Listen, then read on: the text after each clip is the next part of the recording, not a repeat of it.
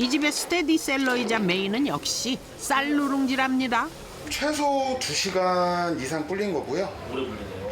예, 저희가 이거를 이제 누룽지를 만들면서 일반 밥처럼 뚜껑을 닫고서 생쌀로 이제 하는 게 아니기 때문에 불려놓은 상태로 해서 누룽지를 만들어야지 밥의 식감하고 비슷하게 이제 만들어져요. 2시간 이상 불린 쌀로 끓여내는 것이 이 집 누룽지 맛의 핵심 포인트.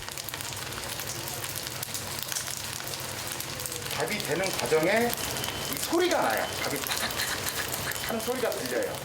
타닥타닥타닥 맛있는 소리가 들리기 시작하면 달인의 손이 덩달아 바빠집니다. 11개의 팬을 동시에 다뤄야 하니 손놀림이 빨라질 수밖에 없다는데요. 생쌀의 표면이 익어서 밥이 되는 순간을 포착하고 골고루 풀어주는 작업. 그리고는 넓게 밥을 펴 누룽지의 모양을 잡아줍니다. 얼핏 쉬워 보이지만 여기엔 달인만의 디테일이 숨겨져 있었는데요. 바로 가장자리 쪽의 밥을 가운데 쪽보다 더 도톰하게 쌓아둔다는 것. 이건 대체 어떤 이유에서 이렇게 하는 거죠? 예전에 저희가 가마솥에서 긁었을 때 아래는 바삭하고 위에는 촉촉한 그런 느낌을 내기 위해서 이렇게 한쪽으로 몰아놓은 거예요. 그리고 이제 누룽지가 익어가는 과정을 육안으로 본 후에 어느 정도 익었다 싶을 때 다시 이제 덮는 거죠. 바로 이것이 명품 누룽지에 숨겨져 있던 1인치의 비법. 그렇게 11개의 솥밥을 스피디하게 작업해주고 난 후 밥이 누를 때까지 기다려줍니다.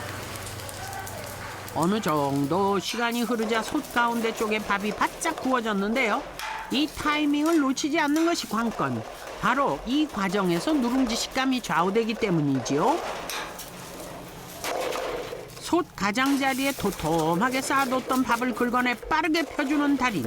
시간을 맞추지 못하면 누룽지가 탈 수 있기 때문에 손놀림은 빨라질 수밖에 없습니다. 그의 내공을 통해 바삭함과 부드러움을 동시에 느낄 수 있는 명품 누룽지가 탄생하게 된 거죠. 그렇게 얼마 후 누룽지의 가장자리가 조금씩 일어나기 시작합니다. 그 틈을 놓치지 않고 누룽지를 빼내는 달인. 수저로 몇 번 긁어내니 똑 하고 떨어지네요.